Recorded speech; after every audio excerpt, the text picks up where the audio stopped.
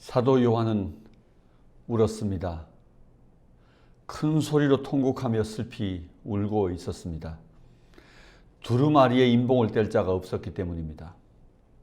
요한이 환상 중에 높이 들린 하나님의 보좌를 보았는데 보좌에 앉으신 하나님의 오른손에는 두루마리 하나가 들려 있었습니다.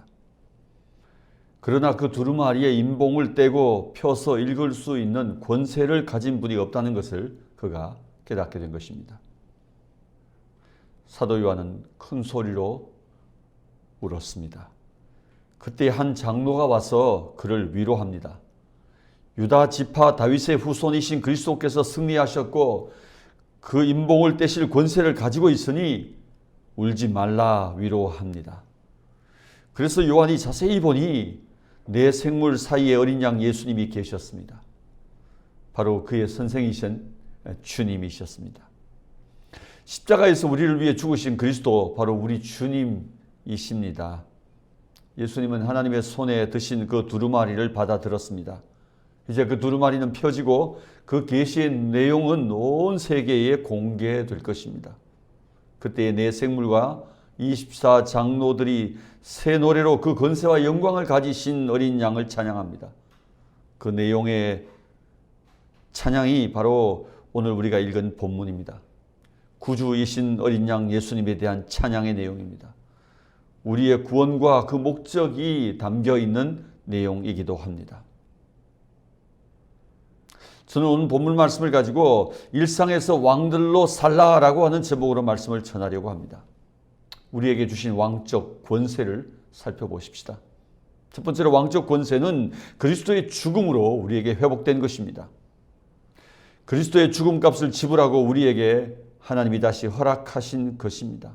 본문의 찬양 내용은 예수님께서 이 땅에 오셔서 당신의 죽음을 통해 이루신 일을 한 문장으로 요약하고 있습니다.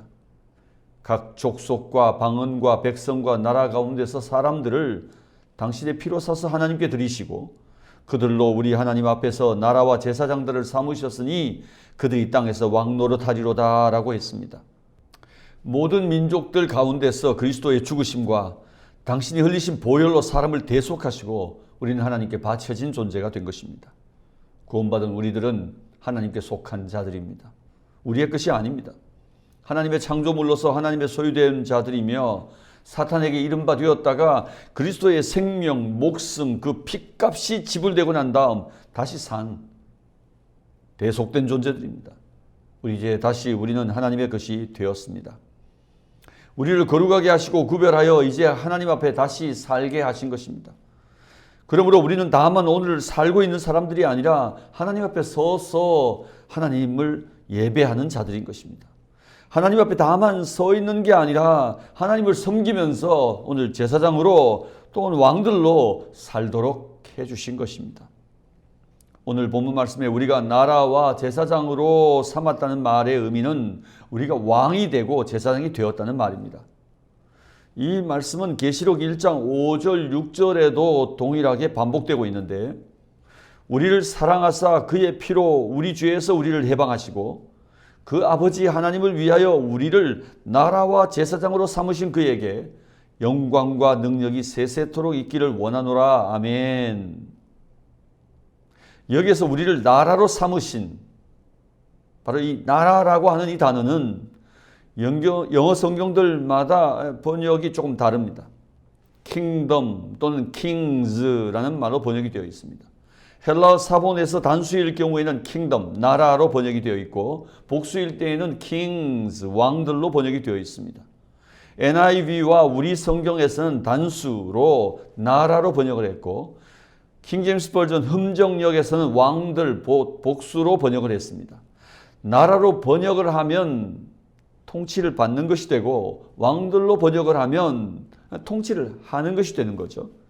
뒤에 이어지는 그들이 땅에서 왕노릇하리로다 라고 하는 말씀과 함께 이해해 보면 이 왕들이라고 번역하는 것이 훨씬 더 문맥상 매끄럽습니다. 정리해 보면 그들로 우리 하나님 앞에서 왕들과 제사장들을 삼으셨으니 그들이 이 땅에서 왕노릇하리로다 라는 말씀인 것입니다. 우리가 왕이 되고 우리가 제사장이 되었다는 것입니다. 그래서 우리는 왕노릇을 한다는 것이죠. 여러분, 왕과 제사장은 뭘 해야 하는 것입니까? 본문에서는 나라와 제사장들을 삼으셨으니 그들이 땅에서 왕노릇하리로다 라고 말합니다. 왕노릇, 그것이 제사장이 되고 또 왕들이 된 자들이 해야 할 일입니다. 여러분, 이 왕노릇이라고 하는 이 단어도 잘못 이해하면 왕게임에서 왕이 아닌 자가 왕의 흉내를 내는 것으로 이해될 수 있습니다. 그러나 원문에서는 우리가 혹은 그들이 왕노릇하리로다 라고 되어 있습니다. 그러므로 우리는 이 말씀과 더불어 구원받은 우리들의 정체성을 다시 정리하는 시간이 필요합니다. 이 구절은 베드로전서 2장 9절에서 왕 같은 제사장이라는 말씀과 더불어 우리 개신교회, 개혁교회의 만인 제사장 신학과 신앙의 기초가 되는 그런 구절입니다. 만인 제사장은 종교개혁의 아주 실천적 모토죠. 오직 믿음으로, 오직 은혜로, 오직 성경으로 종교개혁은 우리 모두가 제사장이 되었다는 사실을 증거하고 있습니다. 제사장이 되었다는 말은 우리 모든 성도들이 직접 하나님께 나아갈 수 있게 되었다는 말인 것입니다. 다시 말하면 이 모든 믿는 자가 각자 예수 그리스도 안에서 그리스도를 통하여 하나님 앞에 담대히 직접 나아갈 수 있는 존재가 되었다는 말인 것입니다. 이제 모든 성도들은 그리스도 외에는 대언자로 인간 중보자로서 제사장과 같은 성직자나 그 어떤 중간 조력자를 필요로 하지 않는다는 말인 것입니다. 이미 그리스도의 십자가로 인하여 우리의 막힌 담이 허물어졌고 각 사람이 하나님 앞에 당당히 나아감을 얻었고 하나님께 무엇이든지 우리가 직고하는 제사장들이 되었기 때문입니다. 그러므로 모든 그리스도인은 그리스도 안에서 회복된 제사장들입니다.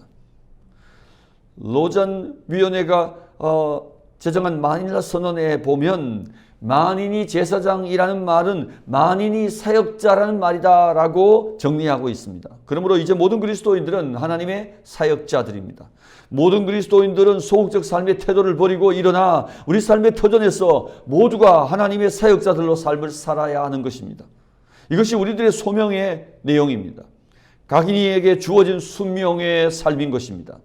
여기에 바로 평신도를 깨운다, 바로 평신도를 깨워야 하는 이유가 존재하고 있는 것입니다. 그런 의미에서 평신도라는 말은 존재할 수가 없는 것입니다. 우리 모두는 사명자로 사는 것입니다. 평범하게 사는 그리스도인이라는 말이 없다는 것입니다. 평신도라는 말이 없다고요. 왕 같은 제사장들이며 제사장이며 왕으로서의 이중직을 가진 자들이라는 것입니다. 그동안 우리는 제사장이라는 말은 잘 이해하고 있었습니다. 그러나 우리가 왕이라는 사실은 제대로 우리가 충분히 알지 못하고 살아왔다 해도 과언이 아닙니다.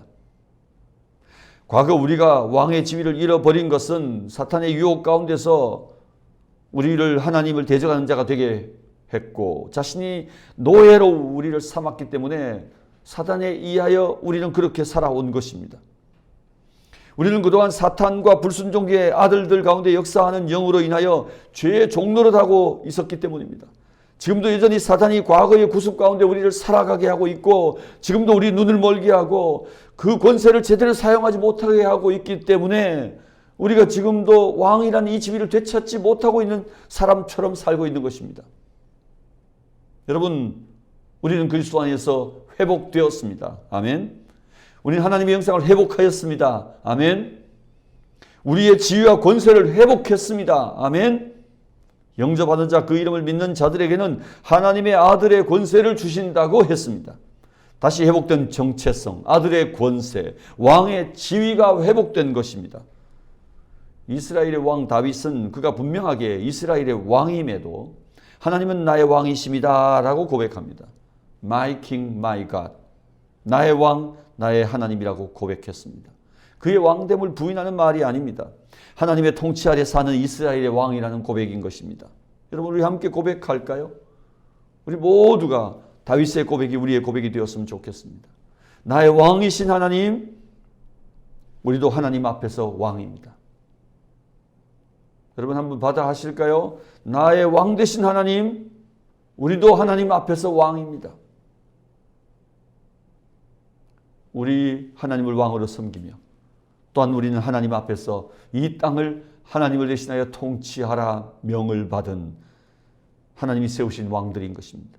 예수 그리스도의 핏값 주시고 다시 세워, 다시 구별하여 이 땅의 왕들로 세워주신 바로 하나님의 왕들인 것입니다.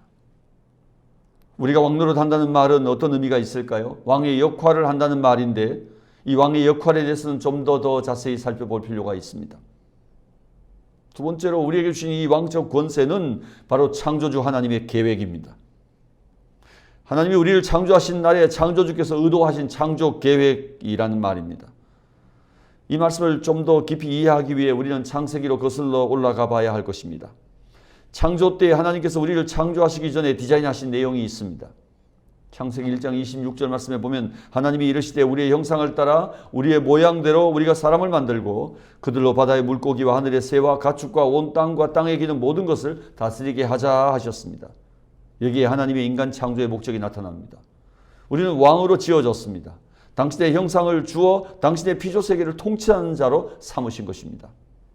그리고 1장 26절에 이어진 27절에 보면 하나님이 자기 형상 곧 하나님의 형상대로 사람을 창조하시되 남자와 여자를 창조하시고 근본적으로 남자와 여자 모두가 하나님의 형상을 가진 존재임을 말하고 있는 것입니다. 하나님의 목적을 수행할 수 있는 사람이 되게 하신 것입니다. 왕의 역할을 할 수 있는 존재들로 창조된 것입니다. 그리고 이어진 28절에 보면 하나님이 그들에게 복을 주셨다고 되어 있습니다.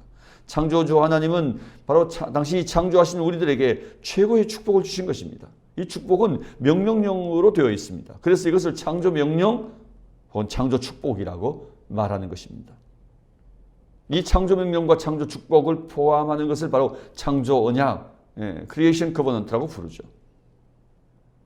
여러분, 그 하나님의 창조 언약 가운데 그 첫 번째 내용은 하나님이 그들에게 이르시되 생육하고 번성하고 땅에 충만하라 하신 말씀입니다. 땅 위에서 생육하는 일, 번성하는 일, 땅에 충만하도록 창조의 축복과 명령을 받은 것입니다. 이 축복과 명령을 우리가 결혼 명령이라고 부를 수 있을 것입니다. 결혼을 통하여 이 명령을 수행하도록 된 것입니다. 남자와 여자가 하나 되어서 생육, 번성, 충만을 이루도록 하나님이 디자인하신 것이죠. 왕으로 지어진 우리들의 첫 번째 역할이 다름 아닌 가정을 통한 우리의 역할입니다. 가정에서 우리의 통치 명령을 수행하는 것입니다. 우리는 우리의 가정에서 명령을 잘 수행하고 있는지를 먼저 살펴야 할 것입니다. 점검해 봅시다. 우리들의 부부관계는 어떻습니까? 남편으로서 아내로서 우리의 역할을 잘 감당하고 있습니까? 관계를 개선해야 할 영역은 없습니까? 우리 가정의 주인은 하나님이십니다.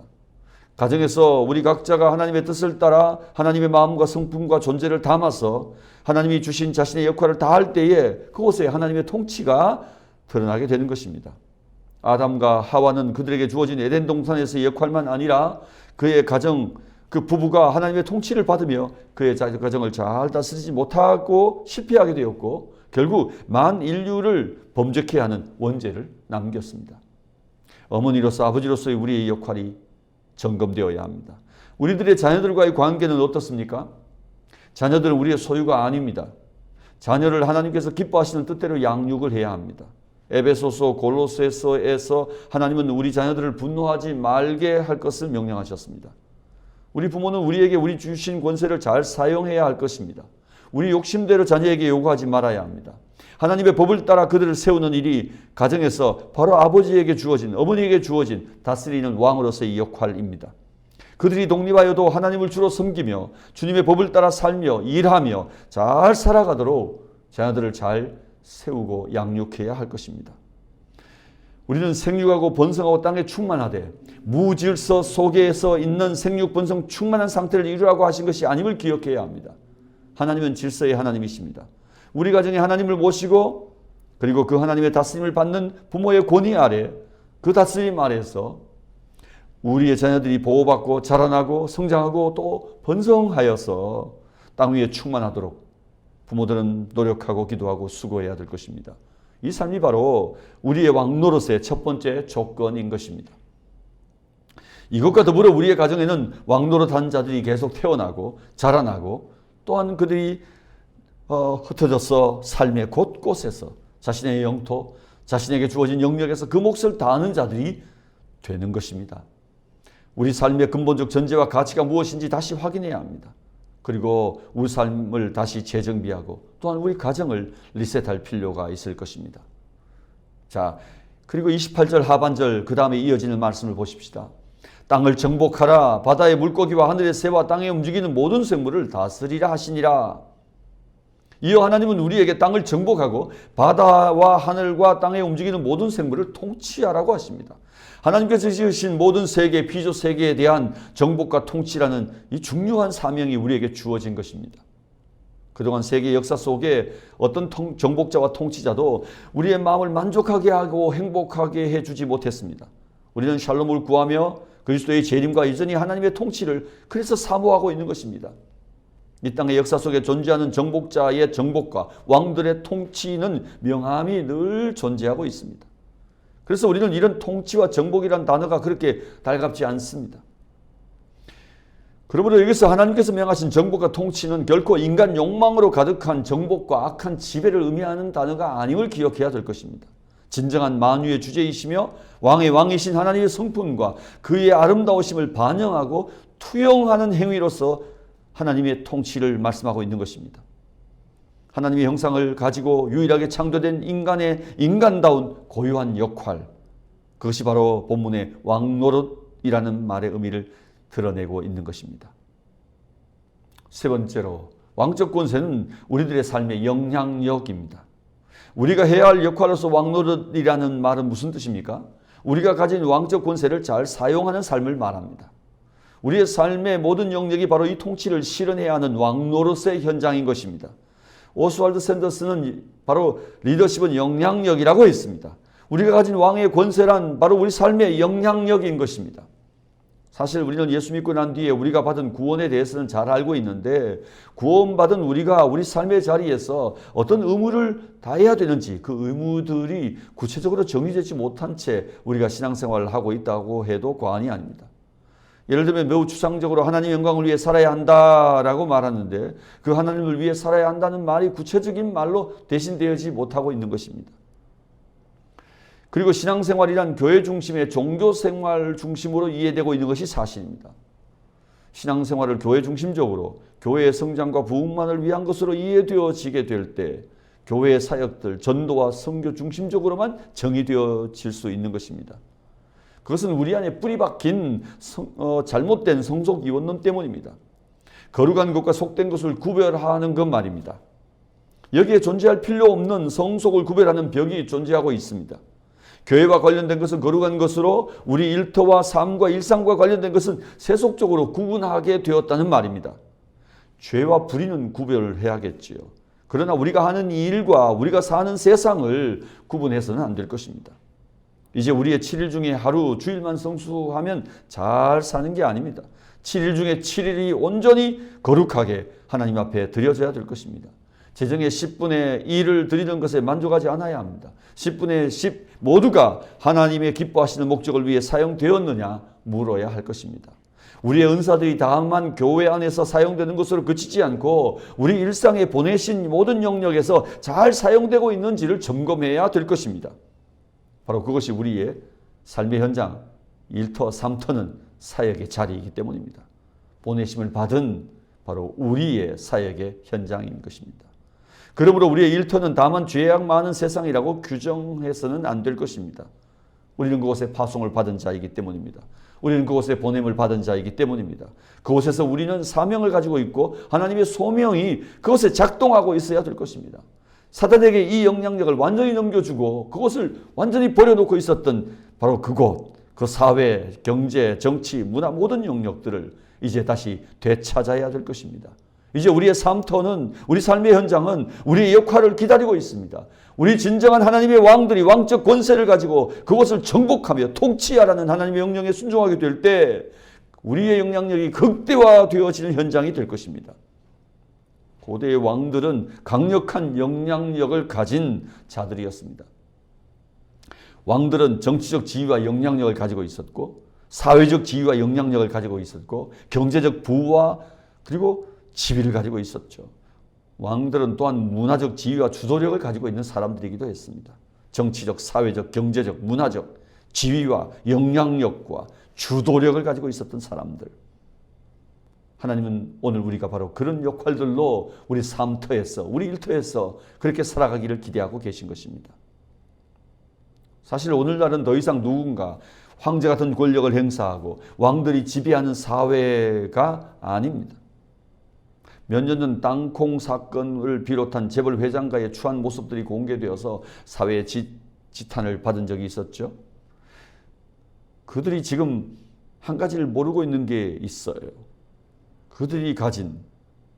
그들에게 주어진 힘과 권세는 자신들의 것이 아니라는 것입니다. 그들에게 주어진 권세였던 것이죠.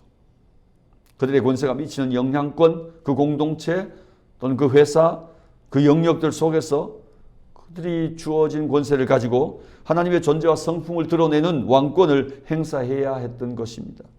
그에게 주어진 힘, 영향력만큼이나 그들에게는 사회적 책임이 요구되고 있었던 것이죠. 그래서 바로 Noblesse Oblige-라는 말이 있는 것입니다. 가진 자들의 책무 말입니다. 이 사회적 책임이 사회와 공동체와의 무건의 언약이기도 한 것입니다. 그러나 본질적으로는 하나님이 주신 권세의 의미였던 것이죠. 그러므로 우리는 우리의 왕 노릇을 통해 참된 만유의 주제요 왕 중의 왕이신 하나님을 드러내야 합니다. 그래서 세상은 우리를 통해 하나님을 볼 수 있어야 할 것입니다. 내 삶의 모든 영역에서 사람들에 의하여 우리가 네 삶에서 하나님을 보았다라고 하는 말이 일어나야 한다는 말인 것입니다. 이것이 바로 진정한 증인, 위트니스, 증거인 것입니다.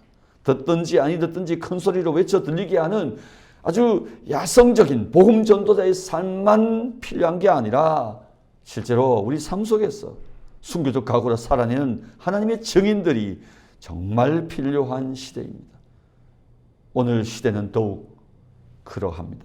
그러므로 이제 사회 속에서 왕과 같은 지위와 영향력과 역할을 가진 자들이 하나님 나라를 그곳에 임하게 하기 위해 그 영향력을 극대화하여 사용해야 할 것입니다. 작든지 크든지 우리는 이미 우리 삶의 자리에서 영향력을 가진 사람들입니다. 빛처럼 어두운 세상을 밝히고 소금처럼 썩어가는 세상을 막아서는 영향력이 필요합니다. 너희 빛을 사람 앞에 비치게 하여 세상이 너희 착한 행실을 보고 하나님 아버지께 영광을 돌리게 하라. 우리의 빛을 사람 앞에 비치게 해야 될 것입니다. 우리의 착한 행실이 드러날 때 세상은 하나님 아버지 앞에 예배하게 될 것입니다. 영향력은 두 종류가 있습니다. 악한 영향력, 선한 영향력입니다. 선한 영향력은 하나님 나라의 영향력입니다. 하나님의 통치가 실현되는 영향력입니다. 우리의 영향력은 악한 영향력이 아니라 바로 선한 영향력, 킹덤 인플루언스가 되게 해야 합니다. 우리의 지난 과거와 현재 삶을 통해서 우리가 소유하고 드러내야 될 영향력인 것입니다. 우리의 삶과 일터에서 우리의 사람 속에서 관계 속에서 우리가 이미 놀라운 영향력을 가지고 행사하고 있었을 것입니다. 주님은 이렇게 우리를 이 땅에 세우시고 바로 그 일들을 하게 되기를 기대하고 계신 것입니다. 우리는 이 땅에 하나님이 세우신 왕들입니다. 우리는 왕들이 되어야 합니다. 우리의 비전과 우리의 기도는 이 땅에서 왕들로서의 권세와 능력을 가진 자로 영향력을 끼치는 삶을 살아야 할 것입니다. 사랑하는 여러분, 재벌가의 땅콩 사건의 이야기들과 다양한 문제들로 그 추한 모습이 드러나 그들은 부끄러움을 입었습니다. 그런데 그들의 잘못은 그들이 가진 그 권세가 하나님께로부터 왔다는 것을 모르는 것이었죠. 잘못 사용하고 있었습니다. 그런데 여러분, 우리들의 잘못은 무엇일까요? 우리는 우리가 가진 권세를 알지 못하여 제대로 우리는 이 권세를 사용하지 못하고 있다는 것입니다. 그들은 그것을 알고 있었으나 제대로 행하지 못했다면 우리는 알지 못하고 제대로 행하지 못하고 있으니 여러분, 누가 더 직무유기를 하고 있는 것입니까? 그들이 책망을 받고 그들이 수치를 얻어야 한다면 우리도 동일하게 우리가 가진 권세를 제대로 사용하지 못하고 있으니 우리 또한 책망을 받아 마땅한 자들인 것입니다. 우리에게 주어진 권세를 다시 기억하십시다. 하나님 나라를 위하여, 하나님 나라의 복음을 위하여 이 세상 가운데서 우리에게 주신 선한 영향력, 킹덤 인플루언스를 우리 드러내면서 이 왕적 권세를 제대로 실행하는 하나님의 통치자들 될 수 있기를 주님의 이름으로 축복합니다. 말씀을 맺습니다. 한 마을에 어린 소년 하나가 길을 지나가다가 마을 어른들이 멱살잡이하고 크게 다투는 모습을 목격합니다. 이 마을에는 비가 올 때마다 마을 어귀 동네로 들어가는 길에 만들어진 그 물 웅덩이로 인해 잦은 다툼들이 거듭되고 있었습니다. 달리던 차가 물웅덩이를 지나갈 때면 더러운 오물이 튀겨나가고 지나가던 동네 사람들이 그 오물을 뒤집어 쓰는 일들이 일어났기 때문입니다. 한 소년이 가만히 이 싸움을 지켜보다 그 문제를 해결하고 싶은 마음이 들었습니다. 마침 소년의 아버지는 벽돌 공장을 하고 있었습니다. 그래서 소년은 아버지에게 부탁합니다. 아빠, 방과 후에 1시간씩 와서 아버지가 시키는 무슨 일을 할 터이니 제게 품삯으로 하루에 벽돌 2장씩만 주실 수 있나요? 그래서 아버지와 아들은 약속한 대로 꾸준히 방과 후에 아들은 아버지의 공장으로 와서 1시간씩 일을 했고 그리고 매일 벽돌 2장씩 가져갔습니다. 어디에 사용할지 비밀로 했었지만 늘 궁금해하던 아버지는 10여일쯤 지난 어느 날 아들의 뒤를 밟았습니다. 아들을 뒤따르는 아버지는 마을 어귀 길 위에 형성된 그 물 웅덩이를 메꾸는데 아들이 그 벽돌을 사용하고 있다는 것을 보았습니다. 그 후에 아버지는 동네 사람들을 모아 회의를 하고 그 마을 어른들이 십시일반 재정을 각출하고 마을 길을 포장하게 되었다고 합니다. 후에는 비온 후에 그 어느 날에도 다시는 동네 사람들이 멱살잡이하는 흉한 일들은 그 마을에 일어나지 않게 되었다고 합니다. 여러분, 누가 이 마을의 왕입니까? 이 사건을 통해 참된 영향력, 리더십을 가진 사람이 드러났습니다. 누구입니까? 바로 작은 소년입니다. 마을 이장도 아니고 마을 원로들도 아니고 유지들도 아니었습니다. 바로 이 소년의 아버지도 아니었습니다. 바로 이 작은 소년이 바로 이 마을에 왕의 영향력을 가진 진정한 왕적 통치를 실행하는 사람이었던 것이죠. 우리는 늘 지위가 주어져야 왕이 될 수 있다고 생각합니다. 우리는 영향력을 미칠 수 있는 자리에 있지 않아서 아무 일도 할 수 없다고 생각합니다. 그래서 높은 지위를 가지려고만 합니다. 그러나 높은 지위에 이르면 더 큰 힘을 가지게 되겠지만 자신의 작은 자리에서 영향력을 드러내지 못했던 사람은 그런 지위가 제공되어도 그런 영향력을 제대로 드러낼 수 없을 것입니다. 도리어 그 힘을, 그 권세를 자신을 위해 사용하게 될 것입니다. 힘이 아니고 부가 아니고 지위가 아닙니다. 결코 많은 힘과 부와 높은 자리가 아닙니다. 어디에 있든지 무엇을 하고 있든지 우리는 그 자리에서 이미 주신 선한 영향력을 드러낼 수 있습니다. 그것이 증거입니다. 그것이 바로 빛이 되는 것이며 그것이 바로 소금이 가진 힘인 것입니다. 이미 우리에게 주신 권세를 기억해야 될 것입니다. 왕으로 창조되었으며 통치를 위해 이미 우리의 삶의 터전으로 보내심을 입었기 때문입니다. 이제 모두 왕의 역할을 수행하십시다. 왕적 권세를 사용하십시다. 먼저 내가 하나님의 통치 아래 살고 그때 나를 통해 하나님의 통치가 드러나게 될 것입니다. 그곳에 하나님 나라가 온전히 임하게 될 것입니다. 우리가 선 곳은 거룩한 곳입니다. 이제 기도로 그 땅과 민족과 그 영역과 그 자리와 우리를 보내신 일터를 또한 보내신 그 공동체를 품어가야 할 것입니다. 이제 하나님의 마음과 뜻을 품고 우리가 보내신 삶터와 일터에서는 하나님의 정의들이 될 수 있기를 바랍니다. 그곳을 향한 하나님의 소원을 내 마음에 품고 우리가 이제 기도하면서 일해야 될 것입니다. 그때 하나님 나라가 그곳에 임하는 것을 보게 될 것입니다. 하늘이 바로 그 땅에 우리 살고 있는 삶터에 임하는 것을 보게 될 것입니다. 하나님의 증인들이 될 수 있기를 바랍니다. 하나님이 세우신 왕들이 될 수 있기를 바랍니다. 일상에서 왕 노릇하는 거룩한 왕들이여 이제 일어나 열방을 통치하고 왕의 귀환을 기다리는 모든 영역 속에 참된 왕들로 살아가는 참된 증인들이 될 수 있기를 주님의 이름으로 간절히 축복합니다.